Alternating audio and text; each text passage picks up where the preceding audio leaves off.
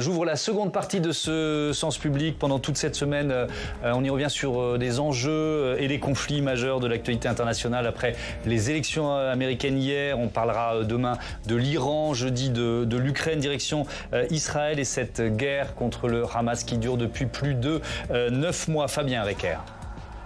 Des blessés et des morts transportés à l'hôpital Al-Aqsa dans la bande de Gaza, où de nouvelles frappes israéliennes auraient tué au moins 22 personnes mardi, malgré les protestations de la communauté internationale. Dimanche, 22 personnes ont trouvé la mort dans le bombardement d'une école de l'Agence de l'ONU pour les réfugiés palestiniens, selon la défense civile palestinienne. L'armée israélienne, elle, a affirmé avoir frappé des terroristes. Nous sommes venus ici, mais nous n'avons pas trouvé la sécurité non plus. Des gens et des enfants sont morts, devant nous, et nous sommes assis ici, impuissants. Samedi, le bombardement du camp de déplacés d'Al-Mawazi, situé dans une zone humanitaire, aurait tué 92 Palestiniens d'après le Hamas. Ces frappes, parmi les plus meurtrières depuis le début du conflit, visaient le chef militaire du Hamas, Mohamed Deif, a affirmé l'État hébreu, mais ce dernier demeure insaisissable. Sur le plan diplomatique, les espoirs de conclure un cessez-le-feu s'amenuisent, alors que le Hamas a quitté dimanche la table des négociations. Les Israéliens sont aveuglés par leur force et par leur volonté de vengeance et par une situation politique compliquée pour le Premier ministre.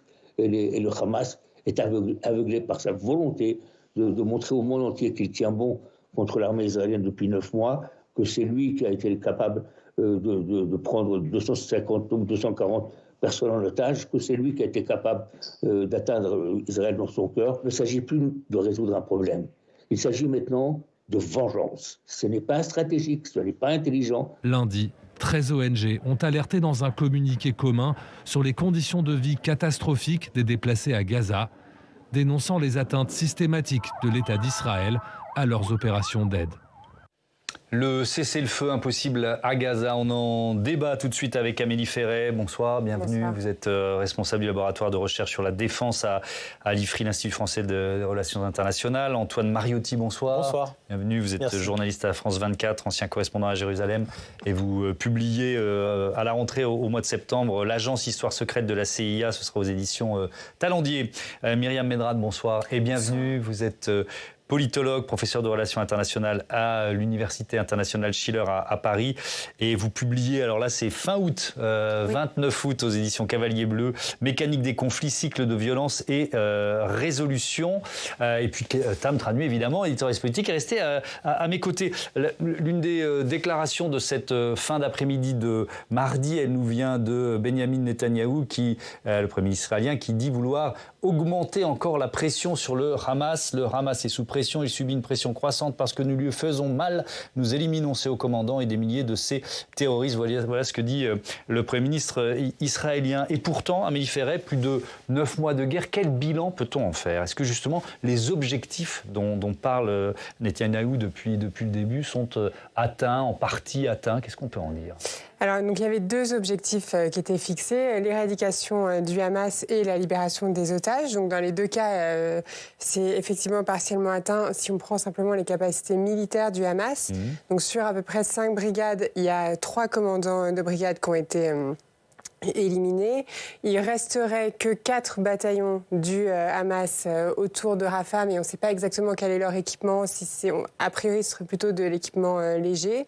Et sur ces personnes-là, il y en a à peu près déjà 500 qui seraient mortes. Donc en fait, il ne resterait pas grand-chose en termes militaires du Hamas. Ce qui ne veut pas dire que le Hamas sort de l'équation politique, puisque le Hamas est un mouvement qui donc est implanté à Gaza, mais qui est aussi implanté dans le Golfe, et qui a justement sa branche politique dans le Golfe, et qui est tout à fait centrale dans le jeu palestinien aujourd'hui. Donc toute la question qui se pose en Israël, c'est que faire de ce qu'ils appellent le jour d'après, c'est-à-dire comment penser la fin de la phase intense militaire qui a été d'ailleurs dite par Netanyahou le 24 juin dernier. Et là, de l'aveu même d'une partie des généraux israéliens, le Hamas sera un acteur du jour d'après. Ouais. Antoine Mariotti, on a titré sur le cessez-le-feu, parce que c'est vrai qu'il y a cet espoir qu'on essaye, qui se renouvelle périodiquement et puis qui est tout aussi vite écrasé au rythme des frappes israéliennes. Ça négocie toujours. On en est où de ce cessez-le-feu ? Oui, ça négocie toujours. Vous avez eu la gentillesse de parler de mon livre qui est sur la CIA. Du côté américain, c'est la CIA d'ailleurs qui est l'un des acteurs principaux, et notamment son directeur Bill Burns, qui était encore la semaine dernière dans la région, qui rencontre les médiateurs et les chefs des services, notamment du Qatar et de l'Égypte. Oui, ça négocie. Le problème, c'est que d'un côté, le gouvernement israélien dit ne pas être en désaccord avec cette proposition de Joe Biden qui date de fin mai, tout en même temps en disant que non, ils ne sont pas d'accord. Il souffle le chaud et le froid en permanence, Netanyahou, là-dessus. Parce que le problème, c'est que sa coalition, il faut bien comprendre qu'elle tient à 5 sièges seulement, 4-5 sièges. Et que s'il perd l'extrême droite, donc les plus énervés, et on n'est pas une extrême droite à la française, on est sur des suprémacistes, on est vraiment à la droite de l'extrême droite. Et même, j'ai envie de dire, à l'extrême droite de l'extrême droite. S'il les perd, il n'y a plus de gouvernement en Israël. Et il n'a plus de pouvoir. Donc il ne peut pas se le permettre. Et eux, ils ont une volonté jusqu'au boutiste. Donc ils sont peut-être moins nombreux, mais ils ont une volonté jusqu'au boutiste avec dans la bande de Gaza et aussi avec le Liban où ils veulent une guerre quasi totale. Donc c'est extrêmement problématique pour pouvoir avoir un cessez-le-feu. Ça prend du temps aussi parce que concrètement les messages, il faut qu'ils arrivent aux dirigeants du Hamas et notamment Yahya Sinwar qui est le chef politique dans la bande de Gaza et qu'il est très bien caché parce que d'ailleurs ça fait 9 mois maintenant, on en a 9 mois, que les Israéliens n'arrivent pas à mettre la main dessus. Donc il faut quand même le temps que les messages passent et qu'ils reviennent. On nous dit aujourd'hui, ce sont des informations qui viennent de la CIA, qui sont relayées par nos confrères de CNN, qui disent que voilà, Yahya Sinwar serait en interne au sein du Hamas de plus en plus sous pression d'accepter un cessez-le-feu parce que, justement, ce que vous disiez, il y a de plus en plus de conséquences militaires ou autres qui sont problématiques pour elle. Tout ça, on fait avec les bribes d'informations qu'on a, mais on ne sait pas tout non plus parce que ça se passe beaucoup en coulisses. Donc il y a des avancées. Le Hamas avait fait 29 propositions de changement à la feuille de route. Benyamin Netanyahou les a toutes refusées et en a rajouté 2 qui sont considérées complètement, même par les Israéliens, irréalistes. Myriam Benrahma, est-ce qu'il y a... C'est horrible quand on pense à ce que subissent les Palestiniens dans la bande de Gaza depuis 9 mois, mais est-ce qu'il y a un jeu de dupes, finalement, autour de cette hypothèse d'un cessez-le-feu ?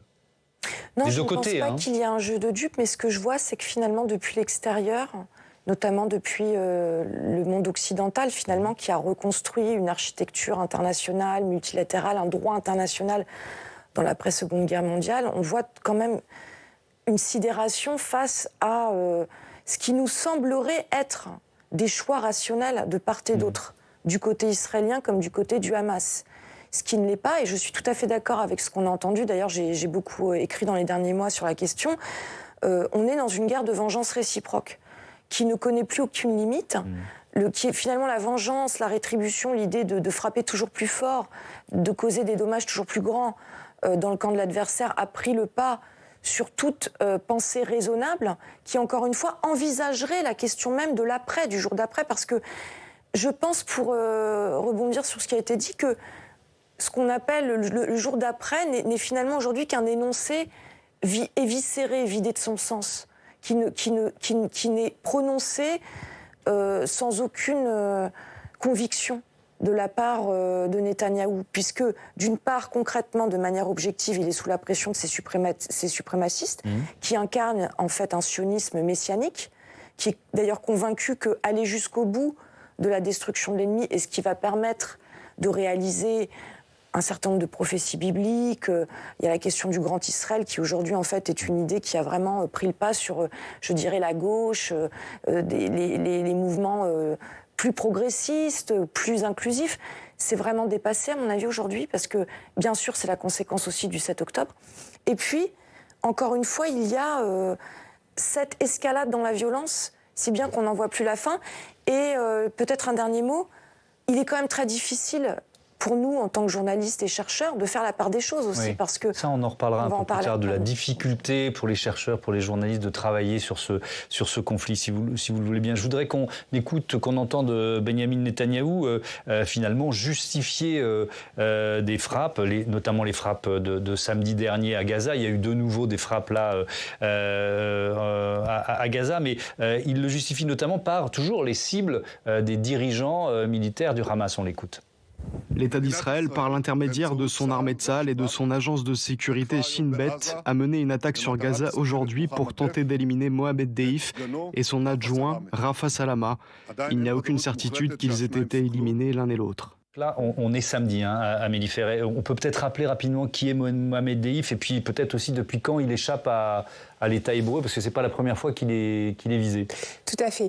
En fait, ce qui est intéressant, c'est qu'on parlait tout à l'heure des objectifs et on a l'impression que du point de vue de Benyamin Netanyahou, l'objectif, c'est l'élimination des 4 grands responsables du 7 octobre, dont Mohamed Deif, qui est donc le commandant des brigades Izzedine al-Qassam, donc de la branche armée du Hamas. Et lui, donc, il est surnommé le chat à 9 vies dans la presse israélienne et dans l'armée israélienne, parce qu'il a échappé à de nombreuses tentatives d'assassinat de la part d'Israël. Ses 2 prédécesseurs avaient été tués par Israël. Et donc là, justement, ça explique pourquoi l'armée israélienne est extrêmement précautionneuse et n'annonce pas pour l'instant sa mort lors de l'opération que vous avez citée, qui par ailleurs a été démentie évidemment par le Hamas. Mais le Hamas a une habitude de démentir dans ces cas-là. Comment on réussit justement à confirmer la mort de tel ou tel chef militaire du Hamas? Il faut attendre souvent plusieurs jours, voire plusieurs semaines. Ça dépend du vecteur employé. Ouais. En fait, vous faites, quand vous dans votre ciblage, donc c'est le processus militaire par lequel vous allez désigner des cibles et ensuite les neutraliser. La dernière étape, c'est ce qu'on appelle le Battle Damage Assessment. Donc vous allez voir en fait qu'est-ce qui s'est passé. Vous allez évaluer si votre frappe a été justement en cible ou non. Et qu'est-ce qui a été du coup détruit autour. Donc ça, vous pouvez le faire à l'aide de drones en général. C'est ce qui a beaucoup été fait dans tout ce qui est élimination ciblée, puisque ça, c'est une opération d'élimination ciblée, par exemple. Mais là, la charge explosive qui a été employée est telle que c'est très difficile en fait d'avoir des données, parce que le souffle de l'explosion a tout détruit sur son passage. Alors, et ça pose effectivement la question et ces termes d'élimination ciblée. On va rappeler les chiffres qui sont ceux du ministère de la Santé du Hamas, plus de 9 mois de guerre et près de 39 000 morts à Gaza. Il y a les morts dans les bombardements, il y a aussi les morts qui ne sont pas forcément dans ce bilan, victimes des conditions sanitaires, des conditions alimentaires, enfin des conditions qui sont totalement exécrable à Gaza. Et puis il y a ces cibles dont on parle, et je voudrais bien vous entendre là-dessus. Et je vous propose une réaction, celle du Nobel de la paix, Nobel de la paix, Malala Yousafzai, excusez-moi, qui est militante pakistanaise, qui défend notamment les droits des femmes, et notamment le droit des femmes à obtenir une éducation, et qui réagit au nombre d'écoles qui sont bombardées à Gaza. Il est effrayant de constater le nombre d'écoles bombardées à Gaza. 4 écoles encore récemment. Mais si vous regardez ce qui s'est passé au cours des 9 derniers mois, presque toutes les universités ont été bombardées. Plus de 80% des écoles ont été frappées. C'est très préoccupant, car nous savons que les enfants n'ont pas d'avenir lorsqu'ils vivent une guerre, lorsque leurs écoles et leurs maisons sont détruites. Et d'accord. D'ailleurs, il y a eu une nouvelle frappe contre une école ce mardi dans le centre de la bande de Gaza. Antoine Mariotti, pourquoi des écoles? Est-ce que c'est parce que le Hamas les utilise comme cache, bouclier humain? Qu'est-ce qu'on peut en dire de ça? Alors que le Hamas utilise évidemment des écoles, des hôpitaux et tout ce qui existe pour se cacher, se dissimuler, c'est une évidence, ça l'a toujours été. Ça ne veut pas dire pour autant que ça en fait des cibles légitimes. C'est-à-dire que vous pouvez avoir une unité du Hamas, vous pouvez avoir, par exemple, on sait qu'il y avait des tunnels sous le fameux hôpital Al-Shifa qui était le plus grand dans la bande de Gaza, où je suis allé moi-même. On le sait, j'ai des collègues qui avaient été interrogés par des responsables du Hamas dans ces sous-sols-là, pas forcément dans les tunnels. Est-ce que pour autant, on peut mettre la vie en... Oui, est-ce que ça légitime de cibler quand on a des milliers de patients ou autres, sachant qu'en plus sur ces hôpitaux-là, il y en a 21 qui ont été détruits par les Israéliens dans la bande de Gaza depuis le 7 octobre. Vous avez aussi énormément de gens qui viennent se réfugier autour parce qu'ils estimaient que c'était des endroits sûrs. Sauf qu'il n'y a pas d'endroit sûr. Et tous ceux à qui on parle sur place nous disent, bah oui, mais on nous dit d'aller dans tel endroit, puis c'est bombardé, il n'y a aucun endroit sûr. Les écoles, c'est pareil. Évidemment que certaines sont utilisées. En même temps, si vous mettez d'un point de vue stratégique du Hamas, ils savent très bien qu'ils ne peuvent pas faire une base militaire lambda, j'ai envie de dire, au milieu d'un champ, parce que sinon ils vont être immédiatement détruits. Et puis c'est oui, mais ils ont leur part de responsabilité bien aussi, sûr qu'ils ont leur en part de mettant en danger des enfants, parce qu'ils savent très bien qu'il y a le risque blessés, d'une frappe israélienne. Bon. Pour autant, là où il y a vraiment les activités militaires du Hamas, c'est pas tellement dans les écoles ou les hôpitaux, c'est essentiellement dans les tunnels qui sont sous toute la bande de Gaza, absolument partout. Il y a des centaines de kilomètres. Il y en a visiblement 2 fois plus que ce qu'estimaient les Israéliens, ce qui montre encore une fois les problèmes de renseignement qu'il y a pu y avoir côté israélien. Donc tout ça est évidemment très problématique parce que le Hamas a une responsabilité première, j'ai envie de dire, de les mettre en danger la population. On voit bien que c'est pas...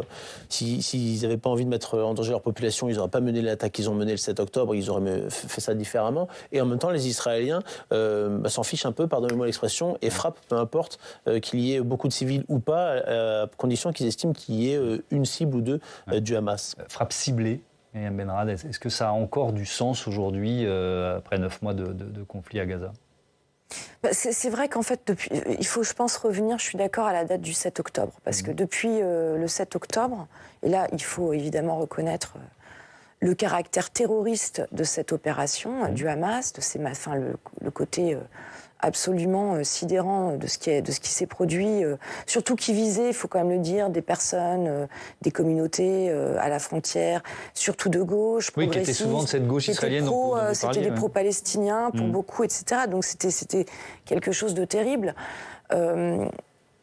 Israël, dès lors, a décidé de se lancer dans un processus de vengeance, de punition collective des Palestiniens, puisqu'on n'a pas parlé de la Cisjordanie encore, mais on a aussi des violences qui montent en Cisjordanie.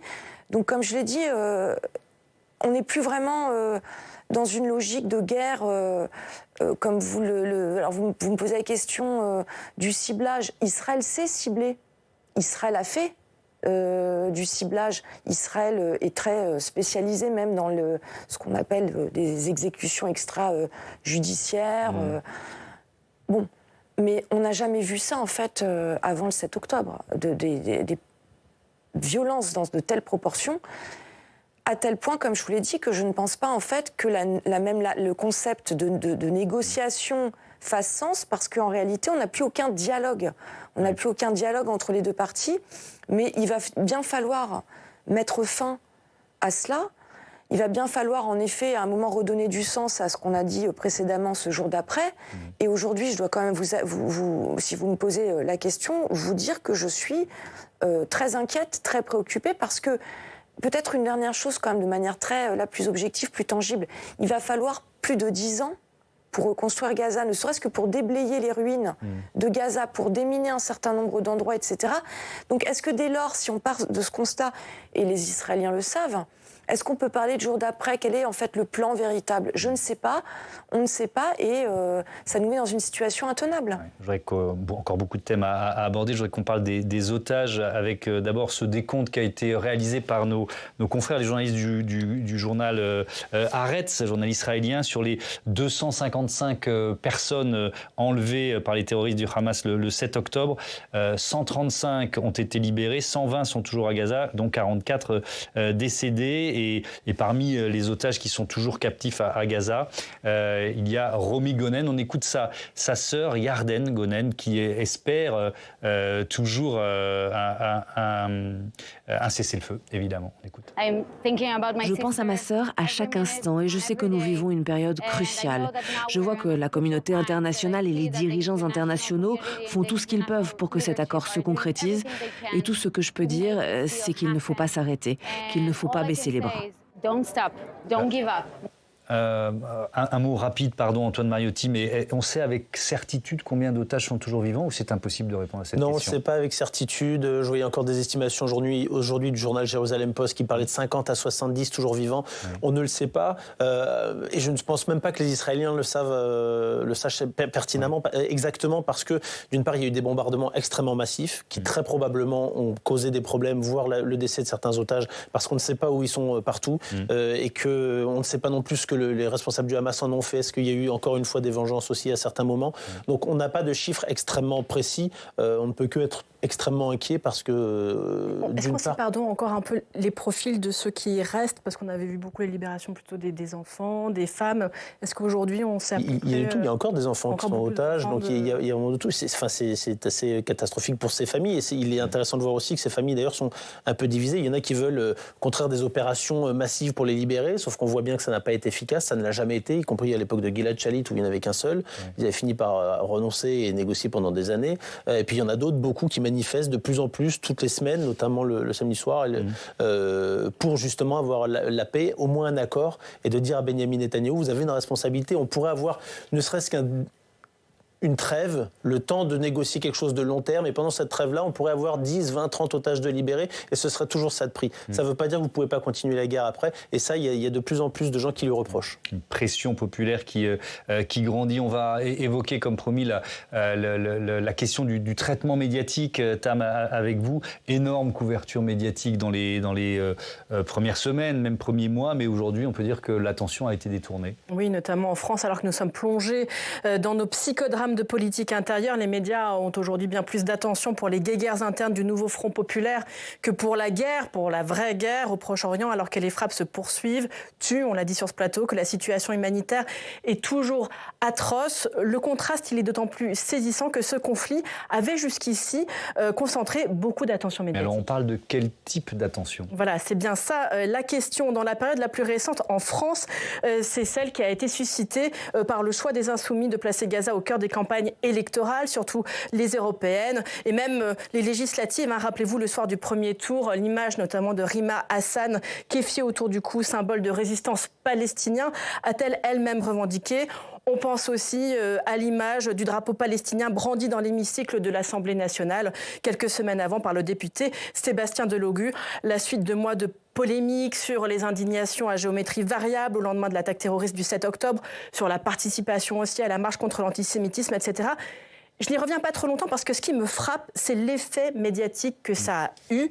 Du point de vue médiatique, on a eu un moment de bascule assez rapide finalement où on a moins parlé de ce conflit que de l'effet de ce conflit sur le débat politique français, qui est à la fois regrettable et prévisible. Pourquoi était-ce prévisible? Parce que si ce conflit nous intéresse, c'est aussi parce que tout le monde a un avis dessus. L'une des raisons pour lesquelles notre attention et l'attention médiatique sont bien plus happées par la guerre Israël-Gaza que par la guerre au Nord Kivu, c'est en raison des résonances multiples que ce conflit suscite en nous. Un territoire symbolique sur le plan historique, sur le plan religieux, spirituel d'abord.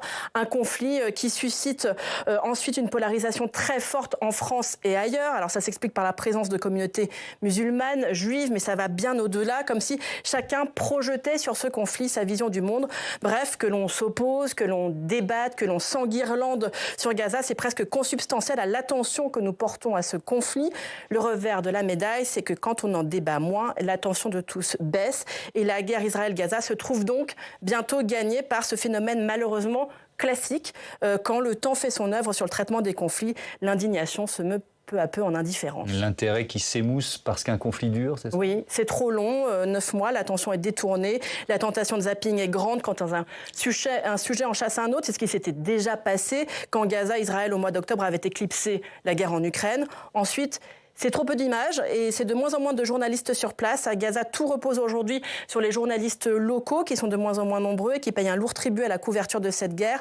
Plus de 100 journalistes tués depuis le 7 octobre. C'est le décompte fait par un consortium de 13 médias internationaux. Ça donne une idée des conditions pour travailler et pour sortir de l'information. Et c'est désormais trop loin. C'est la triste règle du mort-kilomètre en journalisme au principe de proximité. Une loi qui présume que plus un événement est distant de nous, moins il nous intéresse. Une loi qu'on explique très tôt aux apprentis journalistes pour percuter une image idéale de ce métier. En réalité, il faut bien le dire, c'est une loi qui n'a rien d'une fatalité, car on peut s'intéresser aux soubresauts du Front populaire et à la situation à Gaza. C'est ce qu'on a essayé de faire aujourd'hui, c'est QFD. Merci Tam. Je voudrais vous entendre, Myriam Benral, sur cet aspect. Vous avez commencé à l'évoquer tout à l'heure. C'est de plus en plus difficile, alors peut-être pour les journalistes, mais aussi pour les chercheurs, les chercheuses comme vous, de parler de ce conflit. Je pense que la guerre de Gaza a remis à l'avant-plan des discussions, des débats, du reste au sein du monde universitaire, la question de la liberté académique. Oui. Jusqu'où peut-on s'exprimer sur le conflit de Gaza? On l'avait déjà expérimenté sur la Syrie, on en a discuté un peu plus tôt. Oui. Il était très compliqué de parler du conflit syrien, qui était un conflit internationalisé, etc. C'est encore plus difficile, finalement, sur le Proche-Orient, pour toutes les raisons que vous avez évoquées. Et ça veut dire quoi? Des intimidations, des menaces? Ah oui, oui. Aujourd'hui, notamment à cause des plateformes numériques, des réseaux sociaux, puis alors on ne sait pas vraiment qui est qui sur ces espaces. On peut très vite, ça peut très vite être l'engrenage, comme vous le dites, des intimidations, des menaces, de la distorsion de la parole des chercheurs, quand même, je le dis. Et puis il y a les désinformation à partir de ce que vous dites. Désinformation, distorsion, parce qu'il y a toutes sortes de manipulations. Personne n'est dupe aujourd'hui. Des manipulations de ce qu'on dit. Oui, voilà, des manipulations qui émanent de différents groupes, étatiques, non étatiques. Bon, tout ça maintenant est très documenté. Le gaslighting organisé systématiquement en ligne. C'est quoi ça? C'est le brouillard, hein, on essaie d'enfumer. Mais le problème, c'est que ça coûte personnellement à un certain nombre de chercheurs qui pâtissent aussi, je voudrais rebondir sur cette notion de zapping. Qu'est-ce que ça veut dire, le zapping, sur un conflit qui dure depuis 1948? On a vu quand même revenir à l'avant-plan des problématiques très anciennes à travers cette dernière guerre, qui devrait justement poser la question de ce que vous appelez le zapping. Il n'est pas normal que sur des crises aussi importantes et déterminantes quand même pour l'avenir de l'ordre international, du multilatéralisme, on peut mentionner un certain nombre d'aspects, de zapper. Voilà. Enfin, moi, je m'indigne un peu contre ce nouveau monde où on zappe sur des questions fondamentales. Antoine Mariotti, vous travaillez pour France 24, qui est un média qui, par définition, fait de l'actualité internationale son ADN. Donc, mais quel regard vous portez justement sur cette espèce d'indifférence médiatique depuis quelques semaines ou même quelques mois? Ça m'affole et je souscris à chaque mot que vient de prononcer Myriam Benral. Et on a le même problème avec les journalistes où en effet on peut détourner ce qu'a dit l'un ou l'autre. Le problème, c'est qu'on est dans un monde où il n'y a plus la moindre nuance. Moi, je me bats sans cesse pour la nuance et je pense que dans ce conflit israélo-palestinien dont plus personne n'avait rien à faire avant le 7 octobre, il faut quand même le dire, à l'exception, ça a été l'un des rares mérites de Donald Trump, c'est de remettre un peu ce sujet sur le conflit, même si ça a été fait de manière un peu à la hussarde. Et c'est un vrai problème. Il y a des nuances à avoir. Parce que tout n'est pas vert d'un côté ni noir de l'autre, et y compris là. C'est-à-dire qu'on peut très bien, par exemple, s'indigner, comme je le fais, comme le font beaucoup de monde, sur les horreurs et les atrocités du 7 octobre, parce que ce sont des attentats qui, en effet, c'était pas une action militaire contre une autre action militaire. Il y a eu 6 bases militaires qui ont été ciblées. Bien sûr, quand même. Mais il y a aussi des gens qu'on a tenté de décapiter à la pioche. J'ai vu moi-même les photos, même les vidéos, et pas que des Juifs d'ailleurs, y compris des Philippins qui travaillaient dans des kibboutz à proximité. Et je pense qu'il faut s'indigner de ça. Et que tout le monde, y compris les Palestiniens, doivent s'indigner de ça, et beaucoup l'ont fait. Mais au même titre qu'on doit s'indigner de ce qui se passe en ce moment dans la bande de Gaza, parce que certes, il était légitime et prévisible qu'il y ait une riposte israélienne. Comment pourrait-il en être autrement? Mais les Américains les avaient mis en garde. Ne faites pas les erreurs que nous avons fait après le 11 septembre. Ils n'ont pas écouté ça. Et c'est là où je reviens sur la notion de vengeance, sur laquelle je souscris complètement. Mais à mon avis, c'est stratégiquement calamiteux sur le long terme, parce qu'on est en train de créer des générations côté palestinien qui vont avoir une haine terrible pour Israël, et qui peuvent potentiellement, pour certains, qui peuvent être plus endoctrinés, devenir un peu dans les djihadistes. La bande de Gaza avait été plus ou moins quand même préservée de Daesh, même s'il y avait eu quelques soubresauts. Il faut se méfier de tout, et je pense que stratégiquement parlant, il y a des dommages terribles sur Gaza, mais aussi sur Israël. Il faut faire très attention. Amélie Ferret. Oui, alors juste simplement sur Daesh et la Palestine, ça n'a rien à voir, puisqu'en fait, les Palestiniens, ils sont dans une lutte nationale, et que Daesh a on est bien d'accord. C'est pour ça que je dis qu'il y a eu quelques mini-soubresauts à un moment, parce que le Hamas a fait pour le coup le ménage sur les rares qu'il y avait eu. Pour moi, le sujet, là, pour Israël, c'est un sujet stratégique, c'est-à-dire qu'est-ce qui va se passer avec le Nord. Et en fait, ce qu'on est en train avec le Liban. Avec le Liban, tout à fait. Parce que ce qu'on est en train de voir, quand même, et c'est ce que dit Netanyahou, et ça, justement, on parle d'indifférence, mais en fait, ça va avoir un effet concret sur la France. C'est-à-dire que si effectivement il y a une bascule des forces militaires de Gaza vers le nord, comme le dit Netanyahou, c'est pour ça qu'ils veulent aussi essayer de faire, de conscrire, de prendre, d'amener au service militaire les orthodoxes qui jusqu'à présent avaient été exemptés. Si on a effectivement donc cette offensive terrestre au Liban, en fait, on va vers une crise régionale et pas simplement Mais une pour crise... l'instant, parce que ce risque, on l'évoque sur ce plateau depuis plusieurs mois. On est sur cette, je ne sais pas quel terme on peut crise régionale, elle est ligne déjà de crête, mais on a quand même le sentiment que l'Iran qui arme le Hezbollah ne pousse pas le Hezbollah à aller trop loin. Enfin, vous voyez ce que je veux dire? Que pour l'instant, on a réussi à pas totalement régionaliser le conflit. Ben, c'est ça. Mais c'est pour ça que cet été, ce sera un peu l'été test ou l'été de tous les dangers. Et c'est pour ça qu'il faudra bien regarder ce qui se passe. Le renseignement américain prévoit une offensive terrestre pour la deuxième quinzaine de juillet. Donc, et là, effectivement, ce sera une guerre régionale. De toute façon, il y a déjà une guerre qui ne dit pas son nom au Liban, puisqu'on a 4500 frappes depuis le 7 octobre, puisque ça va aussi impliquer tous les Français qui sont au Liban, tous les Français qui sont en Israël, puisque évidemment l'arsenal du Liban, du Hezbollah, il est autrement plus important que celui du Hamas, et donc le dôme de fer sera saturé. Ça va aussi impliquer Chypre. Si je peux me permettre, d'ailleurs. Oui, bien sûr. Les armes de Hezbollah, vous voulez dire plus efficaces que celles du Hamas. Ils ne construisent pas tout dans des tunnels. Donc voilà. Donc ça, c'est à mon avis, ça explique aussi pourquoi en France on s'attache et on regarde ce qui se passe en Israël aussi peut-être plus que dans d'autres pays, parce que justement il y a des liens stratégiques plus forts. Et juste pour revenir sur la question de la... En fait, on parle de bouclier humain, de responsabilité, de vengeance, etc. Mais en fait, ce qui compte, c'est le principe de proportionnalité. C'est-à-dire que ce qu'on voit dans la guerre à Gaza, c'est que Israël a considéré que pour un dirigeant du Hamas, par exemple Mohamed Def, il pouvait tuer jusqu'à 70 civils, comme ça a été le cas de la frappe. Alors que... C'est dit aussi clairement que ça? C'est ce qu'on voit c'est ce qu'on voit à la fois d'après le nombre de civils qui sont tués et avec le type de munitions qu'a utilisé, puisqu'ils ont utilisé des bombes non guidées. Et par exemple, pour les États-Unis, pour Oussama Ben Laden, le chiffre qui avait été donné, c'était 30 civils.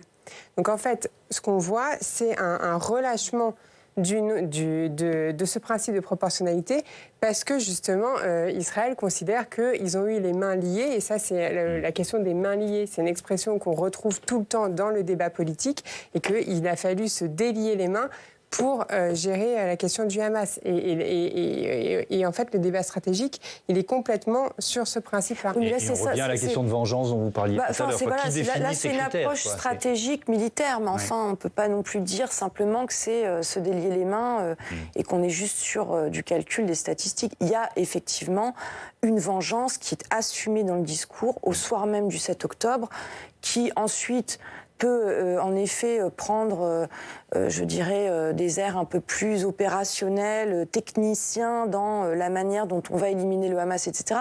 Mais il suffit de voir les vidéos qui nous parviennent de Gaza, des soldats israéliens, les scènes d'impunité, les exactions contre les civils, les discours de vengeance, etc., pour voir quand même que concrètement sur le terrain, de part et d'autre, on a voulu... Et je dis bien de part et d'autre parce que bien sûr qu'il faut aussi prendre les attaques du Hamas comme une vengeance contre Israël, contre la puissance occupante, dans le discours du Hamas. Si on omet de prendre cette dimension en compte, on passe complètement à côté de la nature du conflit, parce que du côté israélien comme du côté palestinien, c'est encore une fois une surenchère. Mais la question qui a été abordée là, qui est intéressante, c'est jusqu'où va aller Israël. Et là, effectivement, ensuite, il va falloir sans doute pour les Israéliens revoir un peu à la baisse leur propre passion d'une certaine manière, parce que gérer à la fois Gaza, l'inconnu de Gaza et le Hezbollah, là, ça va leur poser des questions, je dirais, beaucoup plus pragmatiques. Allez, je reprends la main. On a un dernier chapitre que je voudrais ouvrir tout de suite sur les relations entre Israël et les États-Unis, et notamment la perspective peut-être moins hypothétique victoire de Donald Trump dans quelques mois. J'appelle Alexandre Poussard à nous rejoindre, puisque on peut dire, rebonsoir Alexandre, que Benyamin Netanyahou espère un retour de Donald Trump à la Maison-Blanche. Retour sur leurs relations pendant le premier mandat de Trump, elles ont été plutôt bonnes ? Plutôt très bonnes. Certains observateurs pensent même que Benyamin Netanyahou pourrait souhaiter un prolongement de cette guerre contre le Hamas jusqu'au mois de novembre et une éventuelle réélection de Donald Trump, qui a été son plus fidèle allié quand il était à Washington. On le rappelle, entre 2016 et 2020, Donald Trump a pris des décisions très fortes en faveur d'Israël qui ont changé la donne géopolitique dans la région. En 2017, il a reconnu Jérusalem comme capitale d'Israël et transféré l'ambassade américaine de Tel Aviv à Jérusalem, bouleversant la doctrine américaine depuis des décennies sur le statut de la ville sainte. En 2018, Donald Trump a décidé de sortir de l'accord sur le nucléaire iranien et de rétablir des sanctions fortes contre Téhéran, une décision saluée par Benyamin Netanyahou comme une garantie de la sécurité d'Israël. Et puis en 2019, les États-Unis reconnaissent la souveraineté d'Israël sur le plateau du Golan, un territoire syrien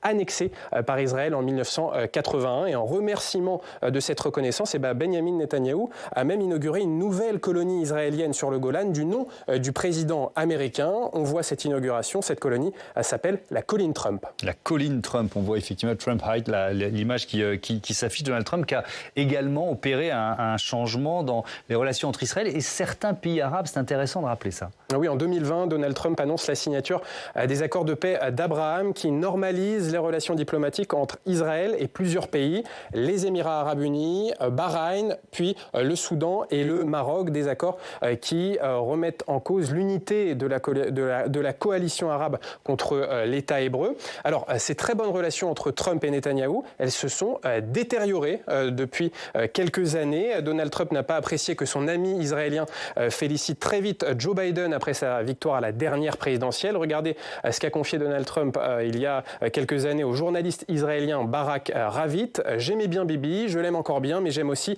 la loyauté. La première personne à avoir félicité Biden, c'était Bibi. Et non seulement il l'a félicité, mais il l'a fait avec une vidéo. Je ne lui ai pas parlé depuis fin 2020, qu'il aille se faire foutre. » Voilà, ces propos très élégants de Donald Trump ont marqué fortement l'opinion publique israélienne. Et puis, les critiques de Donald Trump envers Netanyahou, elles ont été réitérées ces derniers mois, notamment après l'attaque du 7 octobre du Hamas. Après cet attentat terroriste, Donald Trump déclare à la chaîne Fox News, quelques jours après, c'était le 12 octobre, Benyamin Netanyahou n'était pas préparé, Israël n'était pas préparé, et sous Trump, il n'aurait pas eu besoin d'être préparé. Des critiques réitérées ces derniers mois par Trump, qui assure que s'il est réélu en novembre, eh bien, il fera tout pour mieux protéger Israël. Merci beaucoup Alexandre. Antoine Mariotti, est-ce que cette hypothèse d'un Benyamin Netanyahou qui attendrait un retour de Donald Trump au pouvoir pour enclencher une nouvelle phase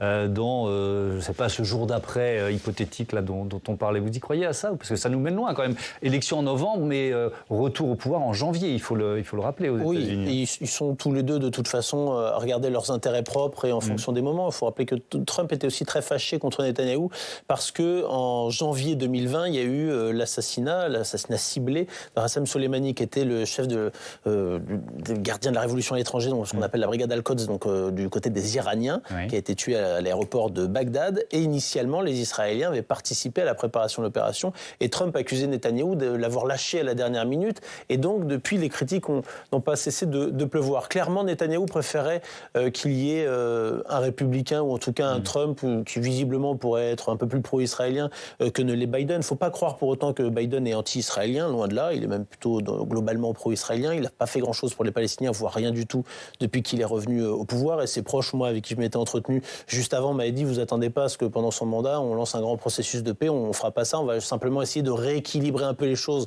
par rapport à la période Trump. Mais vous parliez de proportionnalité tout à l'heure. Il y a la question d'efficacité, parce qu'on voit qu'il y a un problème d'efficacité. Mais sur la proportionnalité, on voit que Biden essaie de jouer un peu les garde-fous du côté des Israéliens. Peut-être que Trump le ferait un peu moins. C'est en tout cas un désespoir de Netanyahou. Oui, certains ministres israéliens, en analysant ce qui qui est arrivé à Donald Trump avec la tentative d'assassinat, on dit qu'il y avait une haine comparable à l'égard de Benjamin Netanyahou à l'intérieur d'Israël. Jusqu'à quel point c'est vrai aujourd'hui Amélie Ferret. En fait, il y a une tradition aussi d'assassinat politique en Israël, et on se souvient de Yitzhak Rabin, exactement, auquel il y a toute une controverse en Israël parce que Netanyahou avait participé aux manifestations justement juste avant l'assassinat, et donc dans un contexte politique extrêmement tendu. Netanyahou, en fait, utilise aussi cette tentative d'assassinat pour délégitimer un peu plus l'opposition à laquelle il fait face, une opposition qui est très vive, très nourrie, mais avec le bémol que c'est une opposition qui se situe surtout à Tel Aviv. C'est-à-dire qu'à Tel Aviv, vous avez des stickers qui disent justement que Netanyahou doit partir, qu'il est complice, qu'il fait rien pour libérer les otages, qu'il sacrifie l'intérêt national supérieur d'Israël à son intérêt personnel à lui. Mais en dehors de Tel Aviv, là, il y a eu la chaîne 12, qui est une chaîne israélienne qui a fait un sondage où le Likoud s'en sort quand même s'il y avait des élections. Et il faut voir que Benny Gantz, qui est donc l'opposant à Netanyahou, a une divergence principale, ce sont des divergences d'ordre stratégique sur justement la nécessité de faire un cessez-le-feu pour libérer les otages. Et deuxième divergence, la question du Liban. C'est-à-dire que Netanyahou, lui, pense qu'il faut aller au Liban, comme son aile droite, vous l'avez rappelé, ou vous l'avez rappelé. Et Gantz pense que ce serait un suicide à la fois pour Tzahal d'aller au Liban, mais aussi d'occuper la bande de Gaza, parce que ça fixerait l'armée israélienne à Gaza dans une occupation longue, coûteuse, consommatrice en hommes, en matériel, alors qu'il faut s'atteler aux défis étatiques, dont l'Iran, qui a un arsenal beaucoup plus sophistiqué. Ouais, on était sur ce plateau, on faisait un débat autour de justement la tentative d'assassinat de Donald Trump, et l'une de nos invitées, Lisa Shell, pour ne pas la nommer, disait que le camp démocrate avait pratiquement déjà fait le deuil de cette élection et se préparait à laisser Joe Biden aller perdre l'élection. À quel point, Myriam Benrad, les dirigeants, alors je pourrais poser la même question sur l'Ukraine dans 2 jours, vous voyez, là parlons du Proche-Orient, les dirigeants du Proche-Orient ont intégré une probable victoire de Donald Trump, oui, dans les schémas stratégiques des prochaines semaines ou des prochains mois? Je crois que ce qu'on a intégré à travers à la fois la figure de Netanyahou, de Trump, et on pourrait citer d'autres dirigeants, qu'on va qualifier de populistes, de nationalistes, c'est surtout une brutalisation de la vie politique, à peu près partout. La brutalisation de la vie aussi politique internationale. On parlait, avant d'arriver sur le plateau, de la manière dont Israël broie la charte de l'ONU en pleine assemblée générale, d'autres marques d'hostilité, de brutalité qui de manière, je dirais, aussi très frappante, plaît.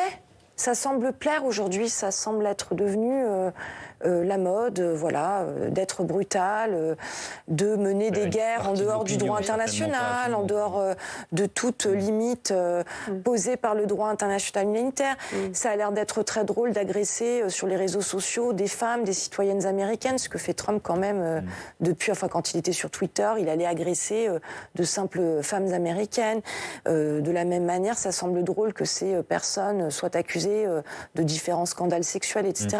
Je parle, excusez-moi, de la dimension d'ailleurs genrée, parce que il faut quand même dire qu'il y a invisibilisation de ce type de violence dans un certain nombre des guerres dont on parle. Aujourd'hui, c'est Gaza, mais on pourrait parler de l'Ukraine et d'autres conflits.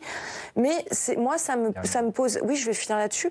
Mais donc, je suis indignée parce que ça n'a évidemment rien de drôle, et c'est en train d'avoir des conséquences pour l'ensemble de la communauté internationale qui sont catastrophiques. Et je voudrais un réveil. On parle beaucoup de l'Occident. J'espère qu'en Occident, on va quand même voir un réveil de ce point de vue, parce que ça devient, c'est de plus en plus grave. Merci beaucoup. C'est d'ailleurs l'un des thèmes de votre livre Mécanique des conflits, cycle de violence et résolution, à paraître le 29 août aux éditions Cavalier Bleu. Antoine Mariotti, votre livre sur les histoires secrètes de la CIA, il lui apparaître en septembre, 12 septembre, aux éditions Talendier. Merci à tous d'avoir participé à ce débat, et à bientôt sur Public Sénat. Je vous donne rendez-vous demain, 18h, 22h. On va parler politique française en première partie, et on parlera de l'Iran. Là aussi, beaucoup d'éléments passionnants avec l'élection du nouveau président iranien il y a quelques jours. À demain.